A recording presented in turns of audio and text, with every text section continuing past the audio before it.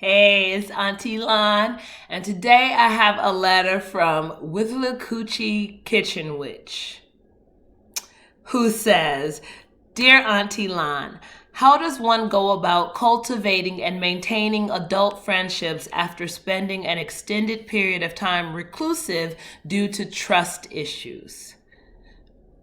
Well, Kitchen Witch, because that's a mouthful. My main advice when it comes to friendships of any kind is to be the kind of friend you want to have, right? So if you've been reclusive and you're starting to go out and meet people, first and foremost, be your true self. Genuine. Like sometimes, even as adults, when we're trying to find our way or where we fit or find our place, we do what teenagers do and what preteens do, and it's kind of try to adjust to what seems to be the norm, be what people seem to like, be funny or charming, or we're trying on personalities to see what kind of gels with the individual or groups that we may find ourselves in. And that doesn't bode well, right? Because if then you're carrying a facade and you are accepted into a group, then now you have to maintain that facade, which is an exhausting way to exist. Exhausting, etc. Exhausting is what I meant. So how you encounter people, how you react to them and engage with them should always be just from your true self and a place of sincerity. When you are not that, then you welcome that, right? So then when you are being a phony baloney head, you are more likely going to attract phony baloney heads into your life. And then that won't go well. So that's first. I don't know how you intend to engage in the world coming out of reclusion, right? So like, where will you be meeting people? There's always that common interest to start with. It's a starting point for any type of new association. I don't know why the library keeps coming to mind. I'm not just going to randomly send you to the library to meet people, but it just keeps crossing my mind. I don't know why. Maybe because I finally started reading my book club book. But if you lead with kindness as your true self and just trust that it's okay to be your true self and engage with people assuming positive intent on their behalf, which doesn't mean being foolish about people, because people can be really crappy, but it does mean recognizing that the trust issues that you have weren't caused by the person you're encountering for the first time. So while you don't want to lose the things that you've learned about yourself or about people in general that kind of affected the way you trust or your lack of trust, it's still important to receive people as they are, and they're not the people who have wronged you or betrayed you, crossed you. They're not them. And you have to give them their own space to grow into friendship with you, not expecting the worst from them. So, you lead with kindness and respectfulness. And when you encounter people that maybe you're not really connecting with, don't force it. Sometimes people are just associates. Sometimes, let's say, for example, you start to frequent a library regularly and there's someone there you see there all the time. Maybe that's the only place you're going to see them, and that's fine.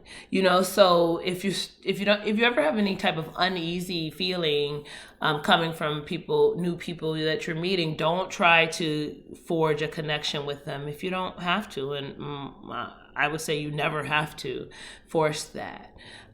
So let anything that's going to progress into an actual friendship do so in a natural way.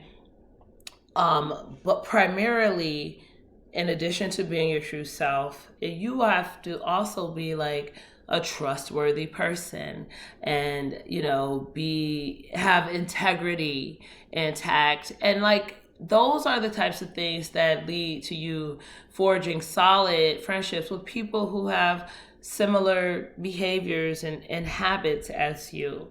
And then those can grow into really strong friendships, even as adults.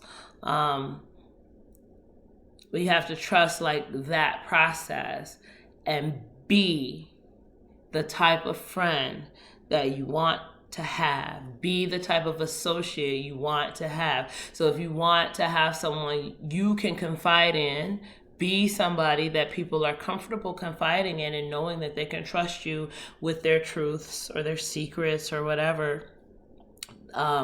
That's good to have that, be that, and know that, and want that for yourself, right? So you're not just out here looking for people who are not going to wrong you. You know, it's not one-sided, I guess, is really what my point is. Because like you have to be a person who isn't going to wrong them either, or betray them, or be worthy of their trust and respect. And I think everybody should always start with a level of respect, and it should have to be lost. Now, I know that, you know, in general, we say it needs to be earned, and sure, you know, but there's a level. Like, we don't come in contact with a person and the respect is on zero. That would never be a thing, right? Like, you can't even, there's nothing to build from. If you start at zero regarding respect, your attitude is like, well, my perception of it. Like, if I already don't respect you, then there's nothing for me to even try to do. Right? So there's this humanism, human to human respect. Like, I respect your existence as another human in the world. If you start there, then, you know, the additional layers of that are what's earned. But also where you start, respect can be lost. And so gauging that and being open to receiving like true friendship and building camaraderie is part of that, right? So you're not just looking for people who vibe with you, you're also being someone who wants to be vibed with. If that makes sense, I hope it does. Because if you've been reclusive, then you've kind of been in a bubble and you've been working to protect yourself and shield yourself from things. And so not giving off anything, or, you know, if you have had brief encounters here and there, what you're giving off is still creating a distance between you and the next. So you're gonna have to work on like tearing that down a little bit and not giving off any vibe that says, you know, you're not welcome here, right? Because you want to bring, and it's not about getting a ton of friends, quality over quantity, right? There's people you can trust that are in your corner and have your back and will be open, honest, and genuine with you, and you would be the same with them. And as adults, really, the common interest, activities, brunch. I love brunch, but come on, you know, it's a thing. You know, those, and be willing to like offer up and invite and also go, you know, to things that people are doing. But that's pretty much almost always the way in, the common interest, because it gives you something to talk about off jump, and then you can learn more about each other as you get to know each other. And assume positive intent and don't expect the worst, but be able to recognize it if it shows up. Right? Kitchen Witch with the Coochie Kitchen Witch. I'm so mad at you for that. Thank you for writing. I hope this was some kind of helpful. If you start to make some friends, I'd love to hear back, see how it's going. If you haven't, please subscribe, you and everyone who is listening right now, and write me letters. Need some letters so we can help save the world together.